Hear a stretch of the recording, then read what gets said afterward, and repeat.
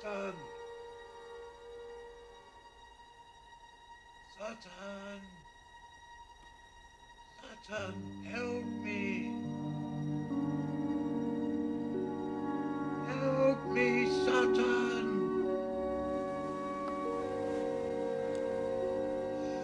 Please, help! Help!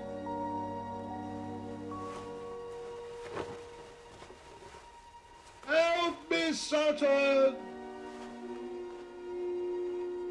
Satan! Help!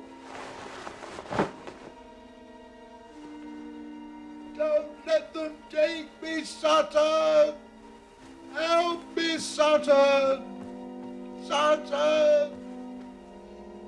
Don't let them take me, Satan!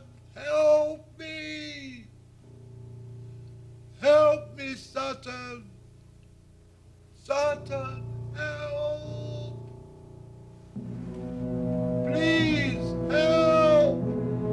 Help!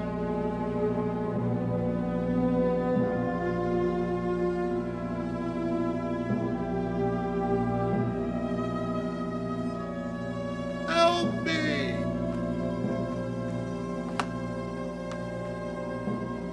Help me, Satan! Satan! Satan! Satan! Help! Help me!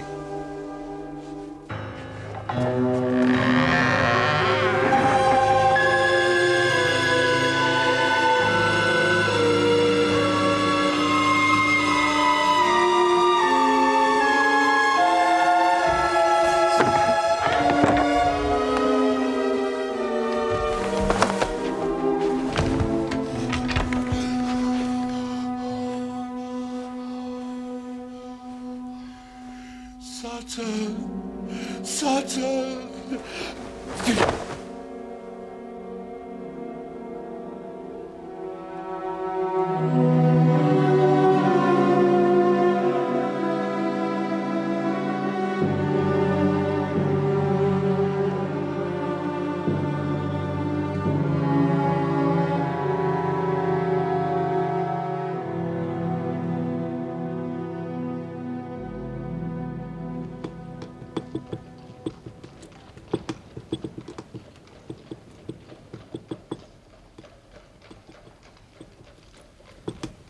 You mustn't take it so badly, Holmes.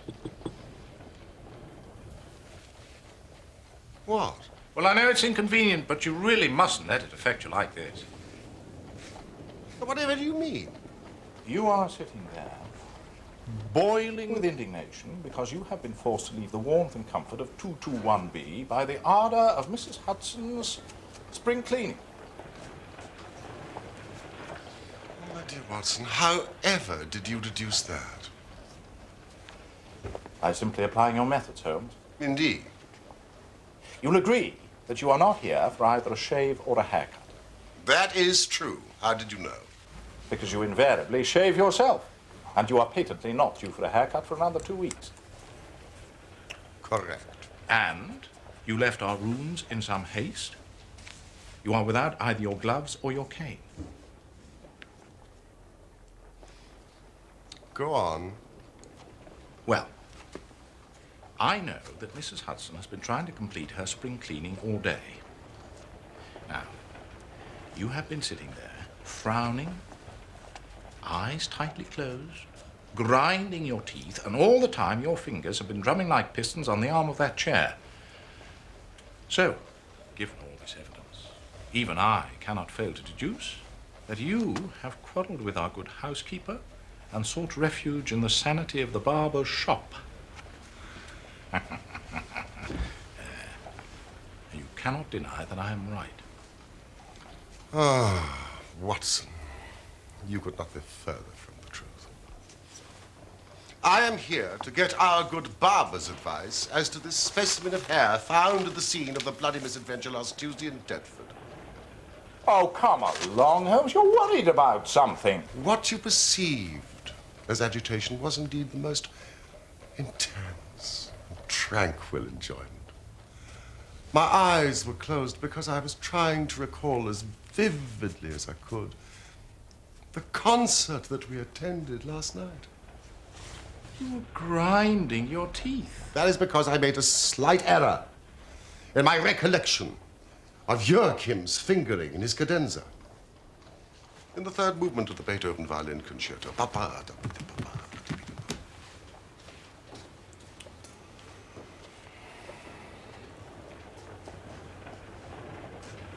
Nevertheless, there is an element of truth in what you say. Ah!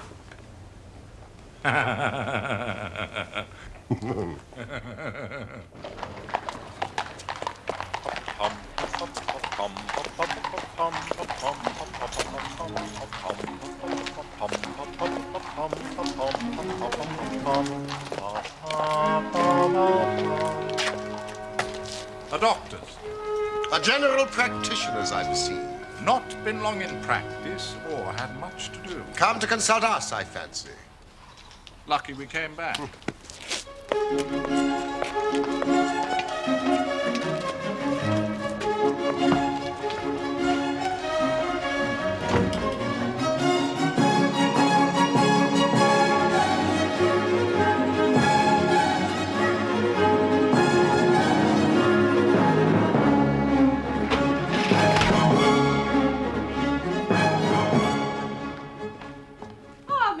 Thank you, Mrs. Hudson. Doctor.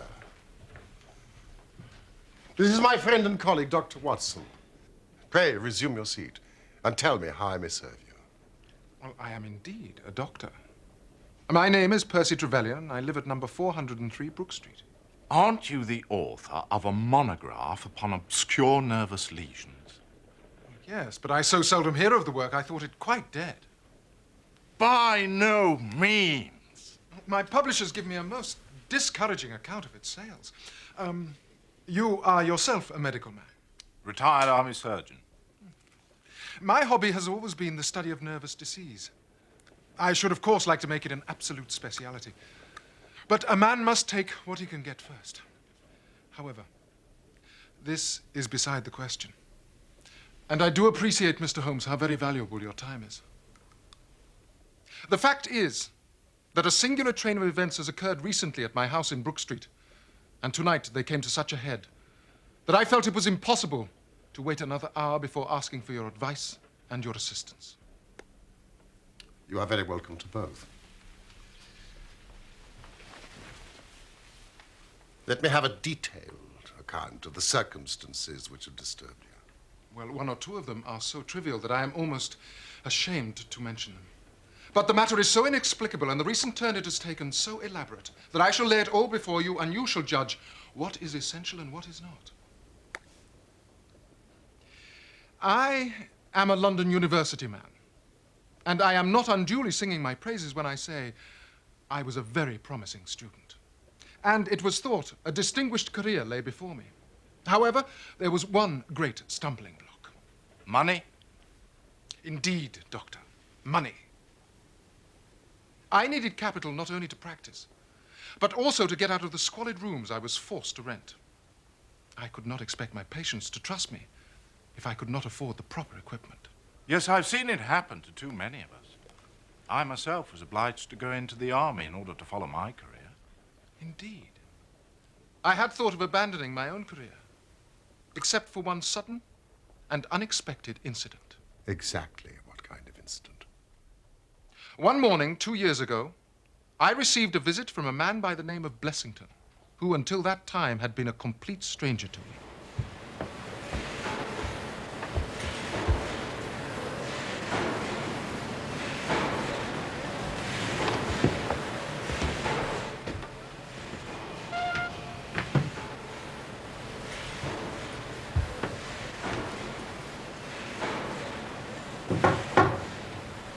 Come in.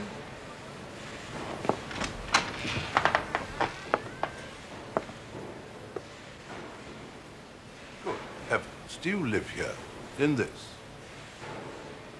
Yes, I'm afraid I do. You are the same Percy Trevelyan who's had so distinguished a career. Recently won the Slater Award for Medicine. I am. Then answer me frankly, sir, and you'll find it in your interest to do so.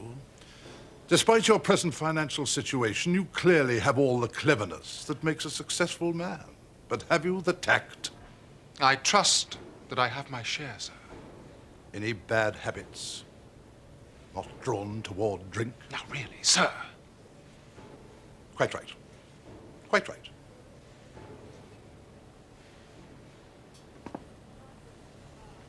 But I was bound to ask. Why? Why, sir? Simply, why, with all these qualities, are you not in practice? Come now, it's the old story, more in the brains than in the pocket, eh? Now, sir, what would you say, sir, if I were to start you in Brook Street? If a specialist is to succeed, he must aim high, and a practice in Brook Street is just the beginning. Capital, keep yourself in style, to hire a respectable carriage and horse, surgery that's worthy of you, waiting room, servants, and the best equipment that money can buy. That is what you will have, sir.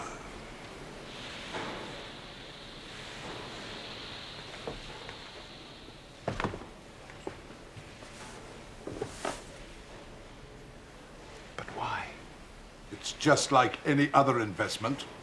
Safer than most. And what am I to do? I'll tell you. I will take the house, furnish it, pay the maids, and run the whole place. All you have to do is to wear out the chair in your consulting room. And then you hand over to me 3/4 of everything you earn, and keep 1/4 for yourself. Now, what do you say to that, sir? Do you agree? This, then, Mr. Holmes, was the strange proposal with which Mr. Blessington approached me.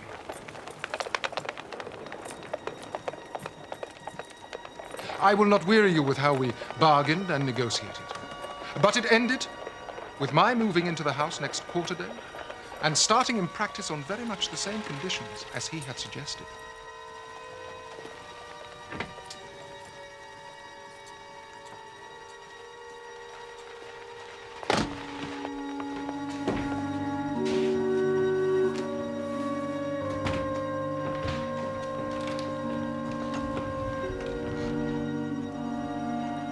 Waiting room for your patients?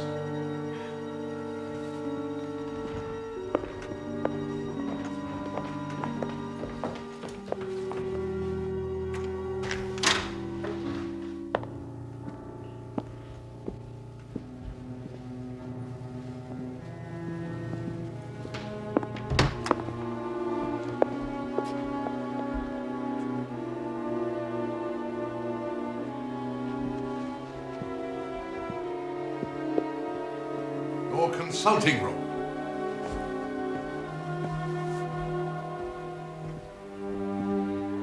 I can't believe it, Mr. Blessington. Nor can I thank you enough.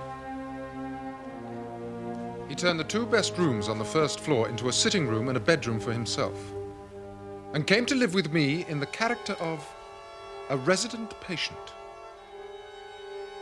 His heart was weak, but not abnormal, and yet he demanded constant medical supervision. He was a man of singular habits, shunning company and very seldom going out, except in one respect. Every evening at the same time, he would go for a walk for half an hour exactly, no matter what the weather.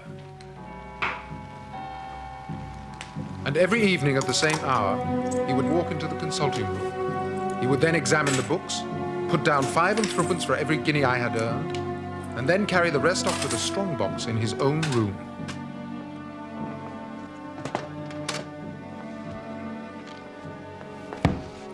I may say with confidence, Mr. Holmes, that he never had occasion to regret his speculation.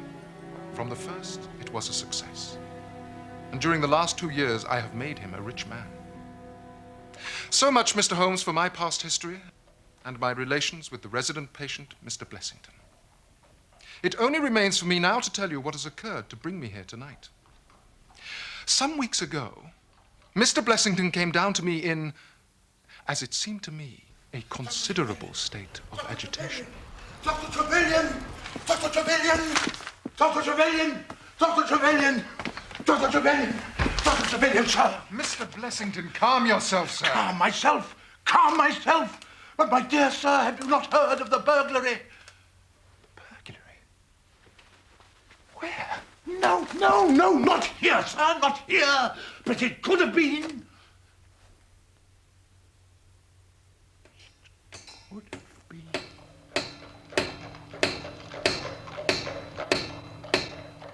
Within a week, the whole house had become a fortress of bolts and bars and locks. Are you sure these bars are strong enough? They'd be strong enough for the Bank of England, sir. Mr. Blessington. When I questioned him upon the point, he became so offensive that I was compelled to drop the subject. At first, Mr. Holmes, I thought he merely sought to protect his strongbox. But then, I suspected that it was his life he was protecting. From then on, he stopped going out altogether, peered continually out of his windows, and kept himself locked in his room in what I can only describe as a state of mortal dread.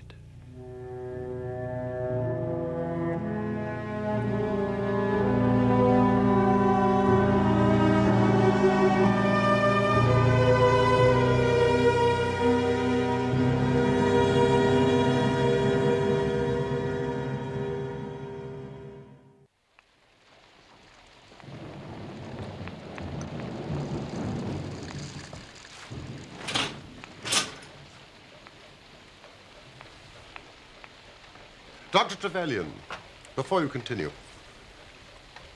you say you found this man, Blessington, prostrate on his bed, clutching a newspaper. And more precisely, the remains of a newspaper, for he had torn it to shreds. Torn to shreds. Do you recall the contents of this newspaper at all? I'm afraid not, even if I'd known what I was looking for. When was this? It was some weeks ago, the beginning of May, I think. Gradually, as time passed, his fears appeared to die away, and he renewed his former habits. Good evening, Dr. Trevelyan. Wonderful evening outside. I'm beginning to enjoy my walks again. And then, suddenly, a fresh event reduced him to the pitiable state of prostration in which he now lies. What happened was, yesterday I received this letter from a Russian nobleman now resident in England, who suffers from catalepsy. In it, he announces his intention of visiting me for a consultation this very evening at 6:15.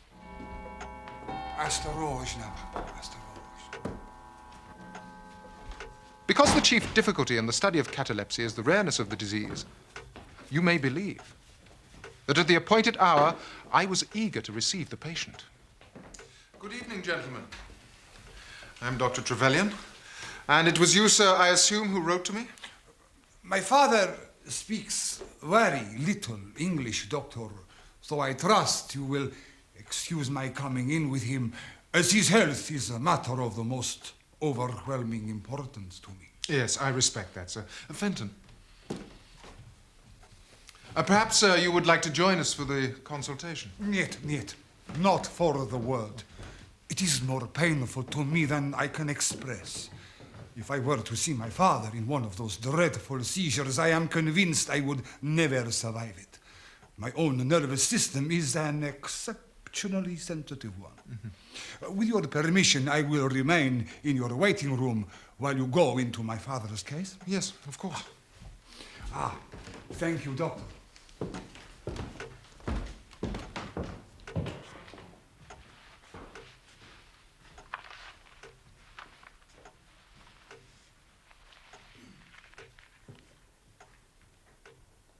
Thank you, Fenton. Now, sir, I hope you will forgive me if I ask you a few basic questions. And first, can you tell me your age? 67. And apart from catalepsy, would you say you are physically sound? Normally, do you have good health? No headaches? Abdominal pain? Any pain at all? No. Good. Naturally, I will examine you thoroughly, but this is merely a preliminary. Do you smoke cigars? Yes. Do you drink alcohol? Vodka. Vodka? I see. Every day?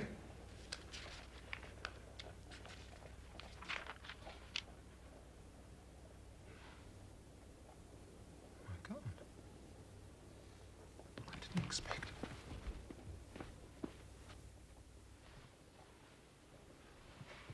My first feeling was one of pity and horror.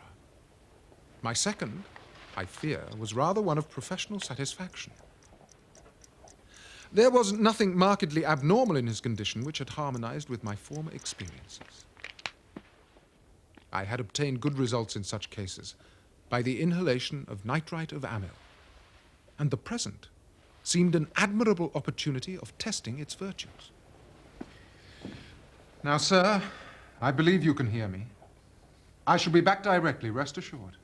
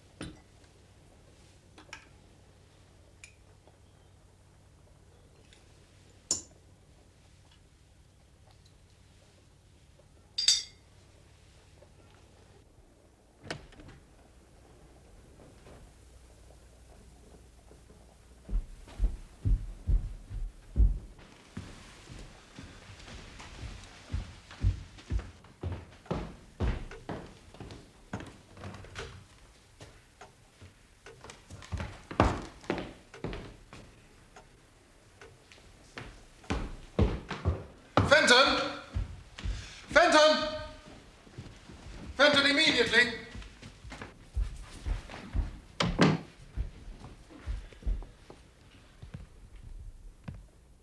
Fenton, the two gentlemen you showed in less than 15 minutes ago, did you see them leave? Leave? No, sir. Are you sure? I'm positive, sir.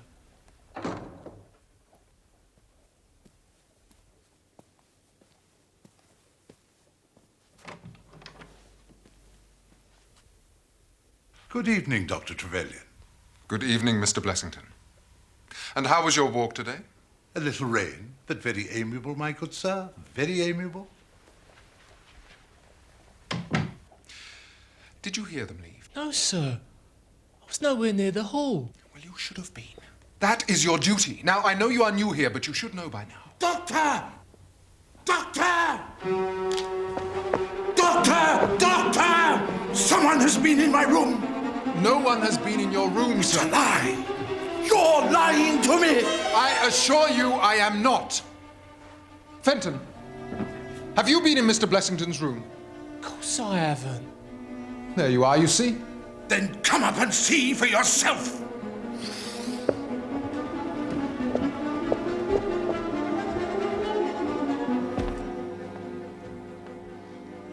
Now, sir.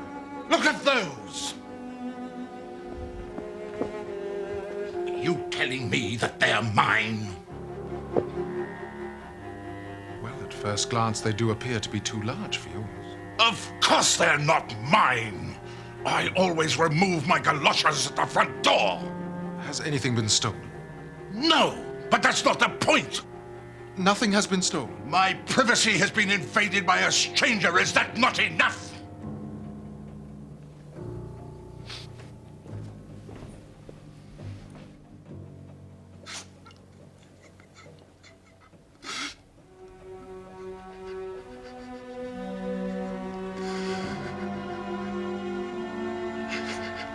Mr. Blessington? Mr. Blessington? Leave me alone. Go away, leave me alone. Surely there's something I can do to help.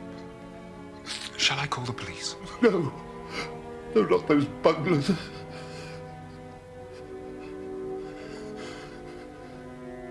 There's only one person who can help me now. And that is why I am here. But I must apologize for such a trivial reason. A thief that doesn't steal. Did he ask for me by name? Oh, yes. Then let us be on our way.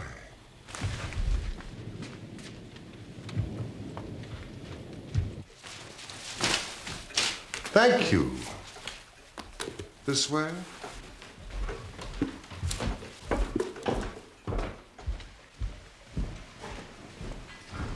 Stay where you are!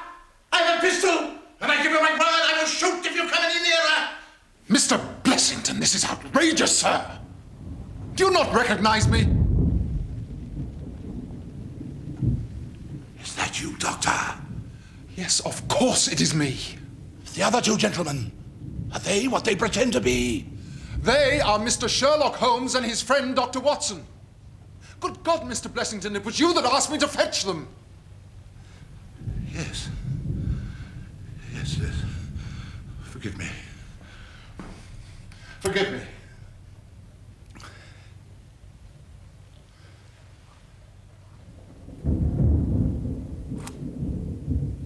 Gentlemen, do come up.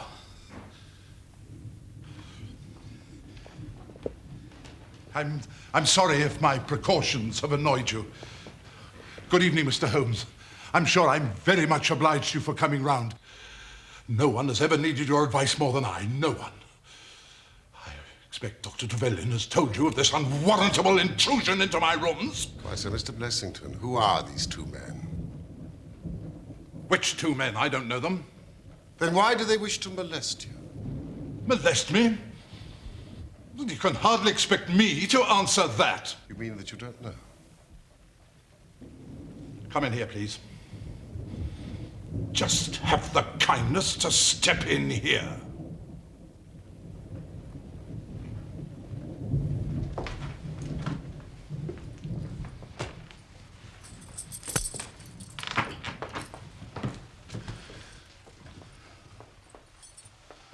I've never been a rich man, Mr. Holmes.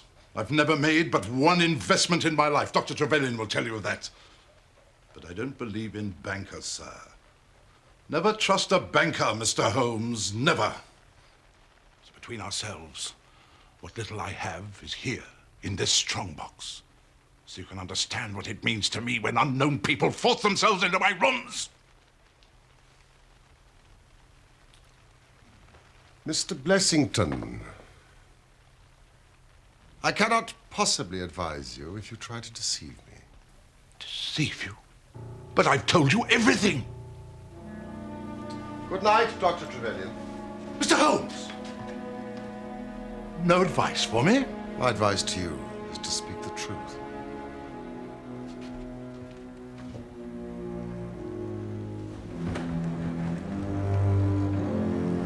Holmes?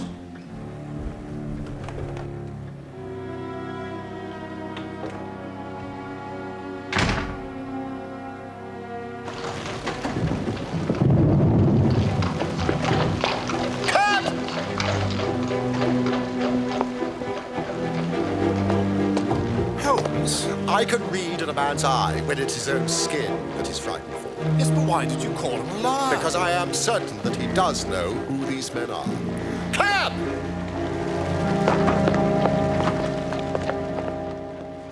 The young Russian penetrated to Blessington's rooms while his confederate kept the doctor from interfering. And of course, catalepsy is a very easy complaint to imitate. Yes, I know. I've done it myself. Holmes? Yes. Might there be one alternative? Grotesquely improbable, no doubt, but still just conceivable. Might the whole story of the cataleptic Russian and his son be a concoction of Dr. Trevelyan's, who, for his own purposes, has been in Blessington's room? But did you see the footprints on the stair carpet? They were square-toed. Quite unlike Blessington's, which are round, and 1 1/3 inches longer than Dr. Trevelyan's.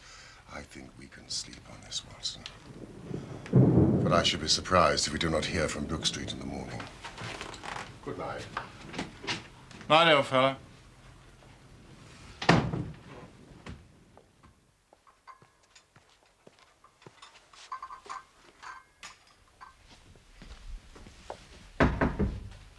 Morning, Doctor.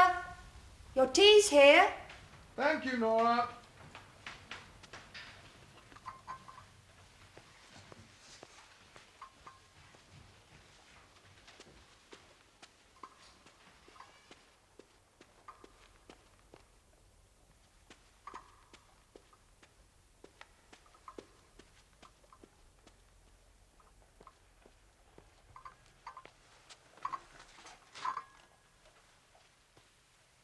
Mr. Blessington, your breakfast tea. Mr. Blessington?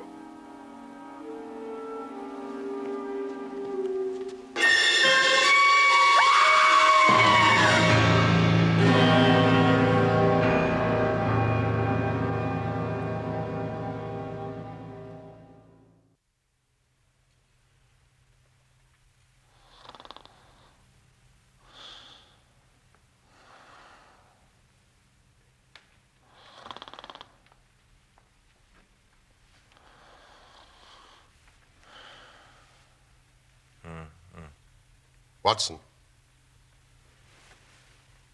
Get dressed quickly. There's a cab waiting for us. Why? What's the matter? The Brook Street business. Any fresh news? For God's sake, come at once, P. Trevelyan. Oh, Mr. Holmes, I'm so glad you could come. What has happened? Mr. Blessington has committed suicide. Suicide? Yes. He hanged himself during the night.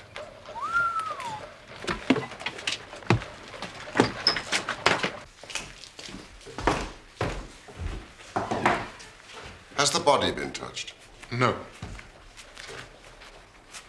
Where is the page? Nowhere to be found.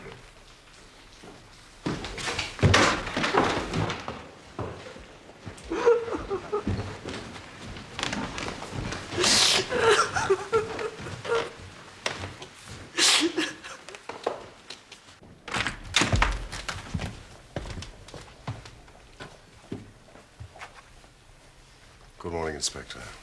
Mr. Holmes, delighted to see you. Now, please take a look. We were just about to take him down.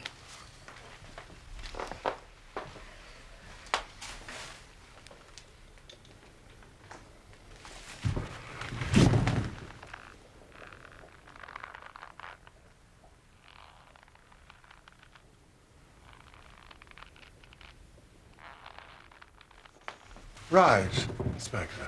Straight up.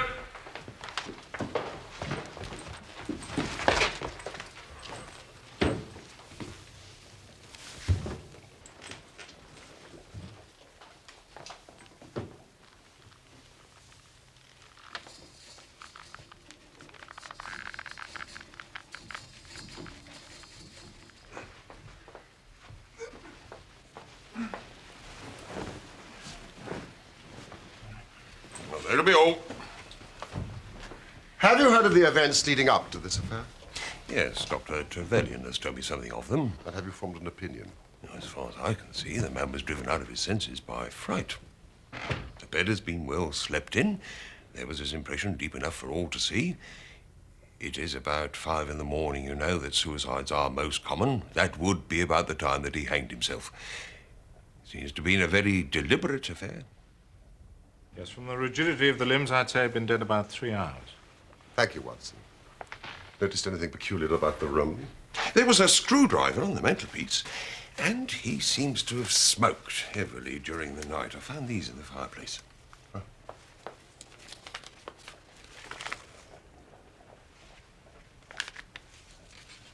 Have you his cigar holder? No, I haven't seen one. His cigar case, then? Yes, it was in his coat pocket.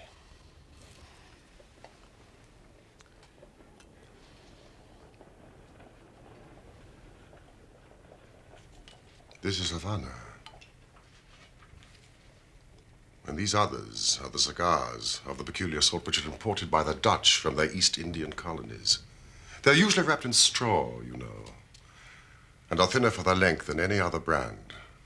I don't suppose you've read my monograph on cigars and cigar ash. Well, I No, of course not. Thank you. These have been smoked with a holder, and these without. These have been cut by a not very sharp knife, and these have had their ends bitten off by a set of very excellent teeth. There were 3 men here last night. Good heavens. But nothing was stolen, so what were they doing here? That is what we have to find out. How did they get in? The same way we did, through the front door. If the door was barred in the morning... Then it was barred after they left. Well, how do you know that? I saw their traces. If you will just give me a few moments, Inspector, I may be able to give you some further information.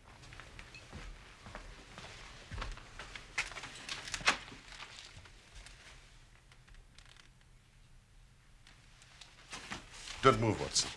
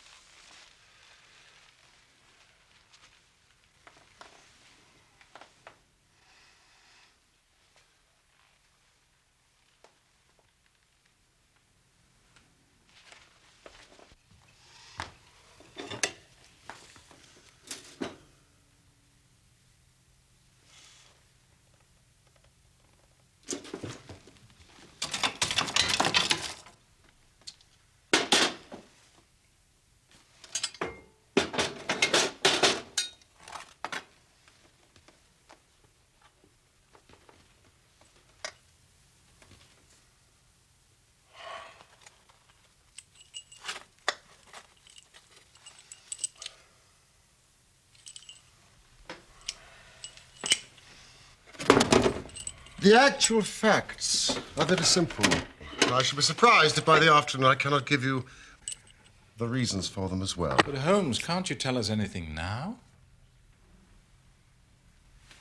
Oh. There is no doubt as to the sequence of events. There were 3 of them in it.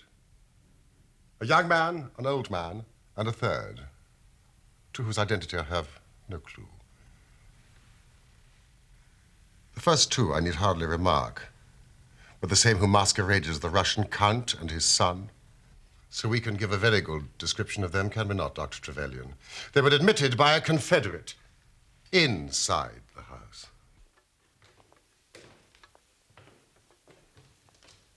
They entered the hall, the older man first, the younger man second, and the unknown man in the rear.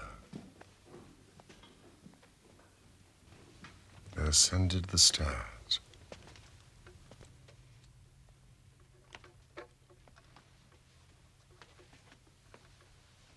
With the help of a wire, they forced the key.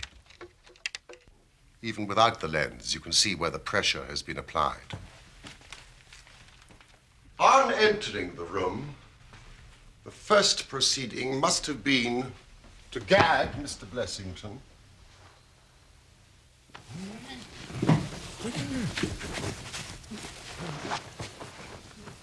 Having secured Blessington, it is evident to me that a consultation of some sort was held, probably in the nature of a judicial proceeding. It must have lasted for some time, for it was then that the cigars were smoked. It was there that the older man sat, in the wicker chair. It was he who used the cigar holder. The younger man sat there. He knocked his ash off against the chest of drawers. The unknown fellow paced up and down. Blessington, I think, sat upright in the bed, but of that I cannot be absolutely certain. It ended, of course, by them taking Blessington.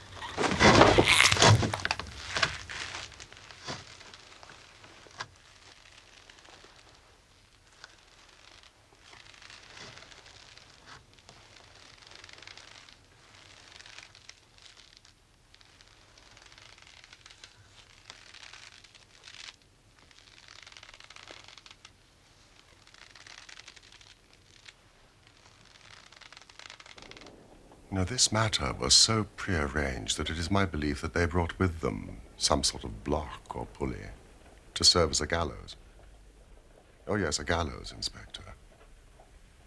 This was a revenge ritual. What an extraordinary story. But what proof? I'll have it before the day's out. You haven't explained about the screws and the screwdriver. Oh, that was to fix up the block or pulley. But when they saw the chandelier hook, they naturally saved themselves the trouble. Now, Inspector, I suggest that you immediately make inquiries about the page and arrest him. Certainly, Mr. Holmes. I will be back here a little before 3 o'clock. Good day, Chief.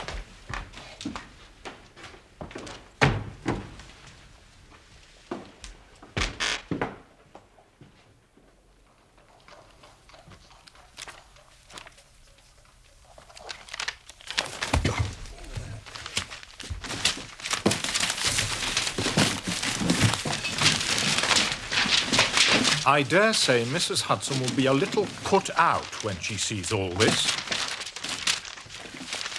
What are you looking for? Worthington.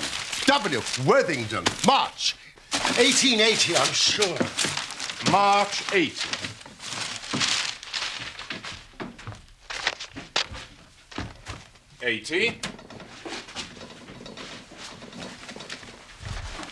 January. February. March. Any good? Watson. Blessington. Or Sutton, as he was known then. Mrs. Hudson. Your little boat is coming along beautifully, Doctor. Oh, thank you, Mrs. Hudson. I must run.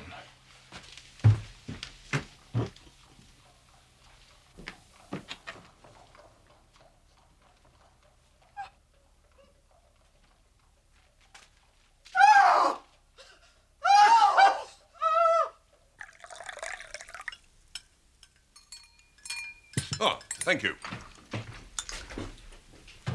Dr. Trevelyan, any news, Inspector? Yes, sir, we've got the page, drinking his earnings 2 streets away. And I've got the men. You've got them? Or at least I've got their identity. The Worthington Bank Gang? Precisely. Well, Then Blessington must have been Sutton. Exactly. Well, that makes it clear as crystal. Not to me, I'm afraid. Dr. Watson, would you... You may have heard of the great Worthington Bank affair. There were 5 men in it. The 3 who were in this room, a 4th named Cartwright, and Blessington.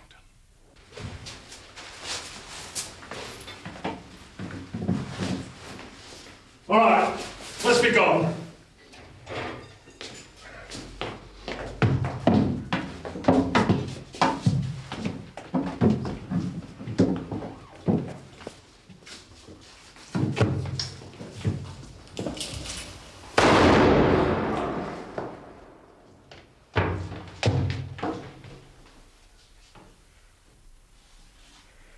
It's a hanging job now. Only if someone squeals.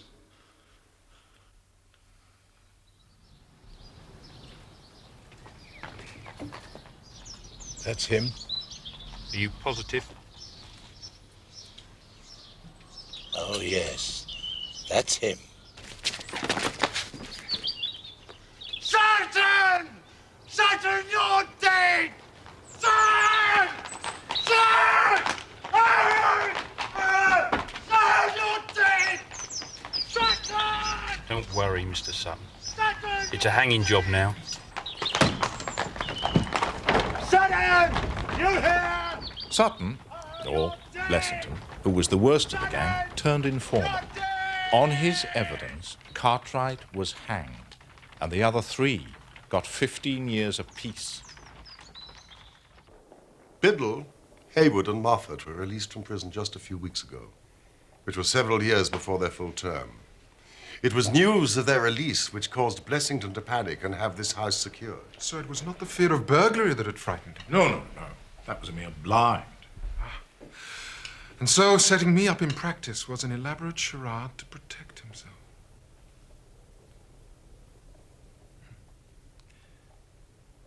Well, why could he not tell you this? He was trying to hide his own identity from everybody for as long as he could. His secret was shameful, and he couldn't bring himself to divulge it. However, wretch as he was still living under the shield of British law. And I have no doubt, Inspector, that we shall see that though that shield may fail to guard, the sword of justice is still there to avenge. In spite of the efforts of Sherlock Holmes, the 3 murderers of Blessington eluded the police and fled the country aboard a ship bound for Portugal. It was a few weeks later that we learned that the ship, the Nora Craner, had sunk with all hands upon the Portuguese coast, some leagues to the north of Oporto.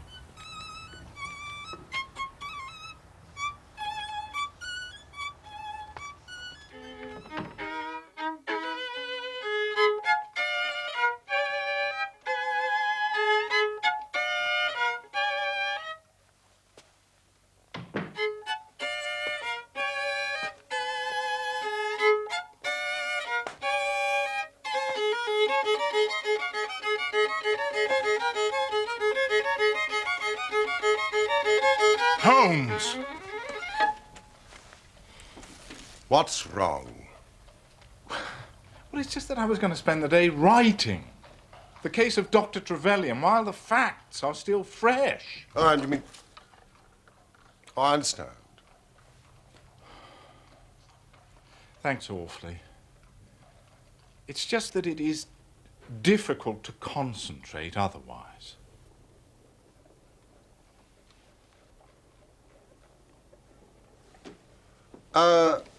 What will you entitle this particular account? I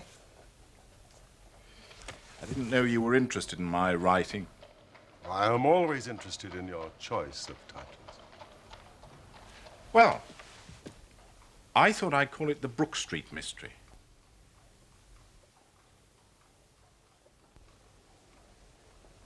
No? Well, I myself would prefer The Resident Patient. But please do not let me influence you.